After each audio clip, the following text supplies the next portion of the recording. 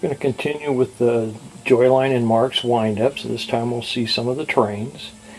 The very first locomotive series in the Joyline, and I don't have one, would have been a little stamped steel 350 from 1927 to 1930. This die-cast 102 came along in 1930 and ran for about a year to 1931. The earlier coaches probably would have had a different colored roof than these, but were pretty much like this.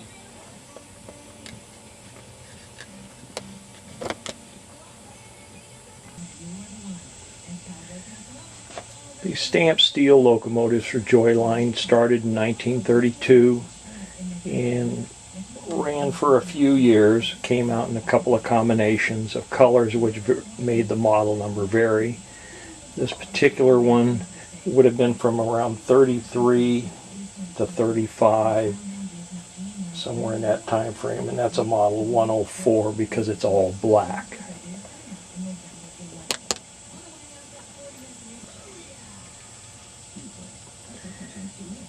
Now we're coming into the Marx designs, and there's still a bit of a marriage between Marx and Joyline.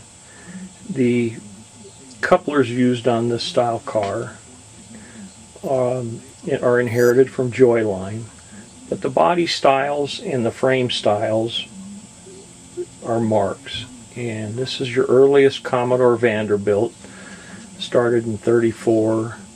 And this particular style ran probably through 36. And by the way, that red tender is not original. They didn't make a red tender with the Joyline lithograph frame. That's a custom job that somebody did a very nice job of.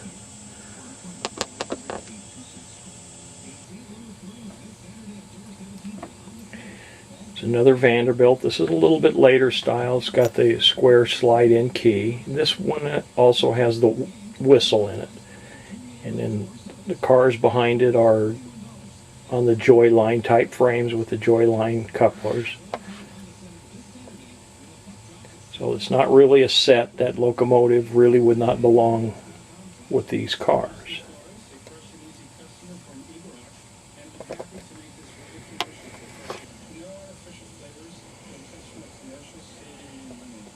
This is a box set, would have been from about 36 to 37. This has got the screw-in key, and it's got a reversing motor. The cars are no longer the lithograph frames. They're what they call a round end with the riveted couplers.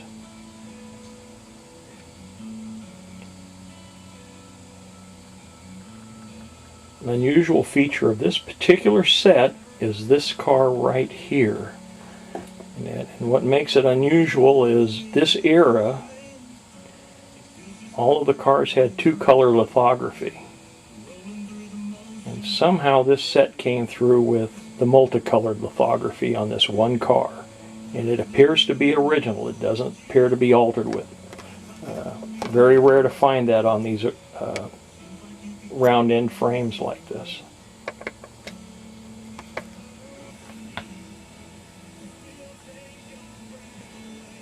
It's another Commodore Vanderbilt.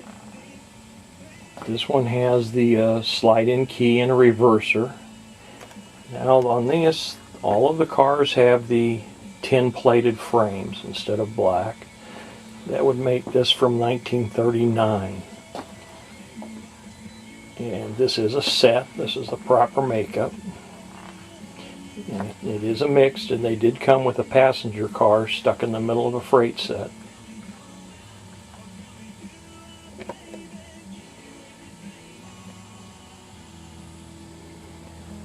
Some more 1939, at least as far as the cars are concerned, with the silver frames. The set came to me like this, and it's a very pretty set, really shiny frames, so I've kept it together.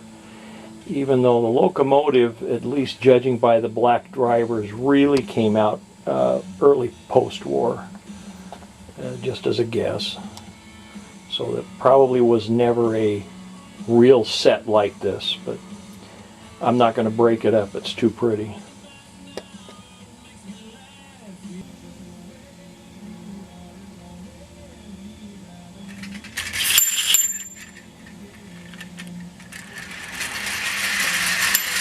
Works better if you have all the wheels on the track, as you can tell.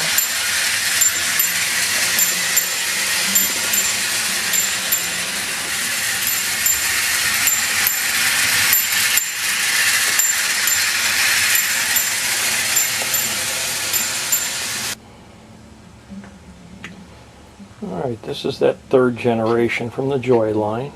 And try and watch the smokestack and hopefully it'll show up. This one's got a sparker in it.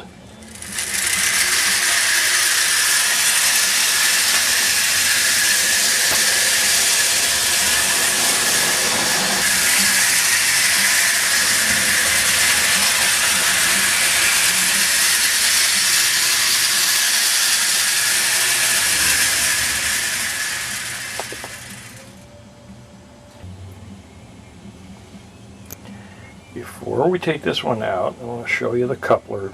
We often talk about what they call a swing peg coupler with Marx, and that's this. Here's your coupler right here on the back of the locomotive. This rod hangs down, catches in this hole in the coupler. So when you hear somebody talking about a swing peg coupler, that's what it is. Okay, this will be an interesting run. This one here has the governor built into the wheel, and as I've said, it doesn't seem to work worth a damn, so this thing has been known to just come off the track. So we'll see how it goes.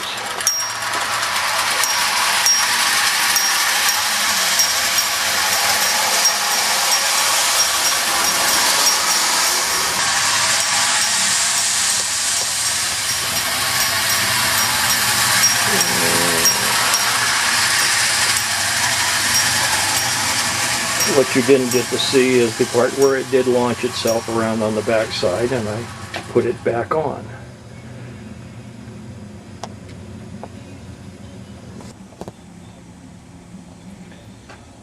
Okay, hopefully we can hear the whistle as this one goes. Like I said, this isn't really the right locomotive for this outfit, but you know, they're my trains, I can do what I want.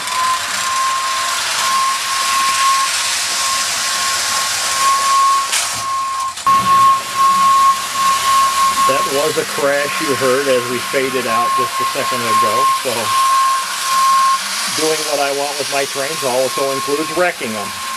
But we're back on the track and here we go.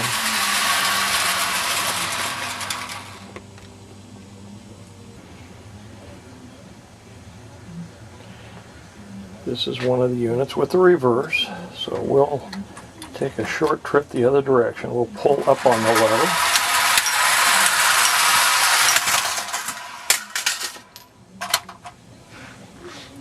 And now we'll go find all the rest of the pieces.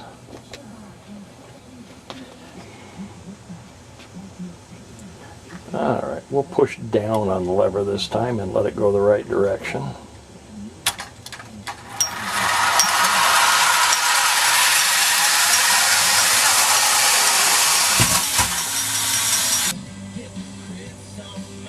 Okay, this is what you get when governors don't work very well. This one's actually got a broken shoe in it, and so it tried to take out the drive-in theater.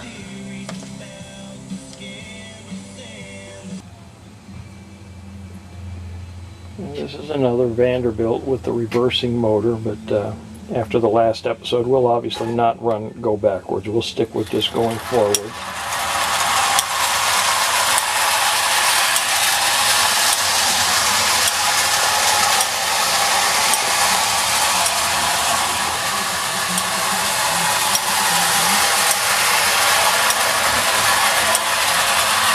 As you can tell, the governor on this one works just as it should. Nice, smooth, steady speed.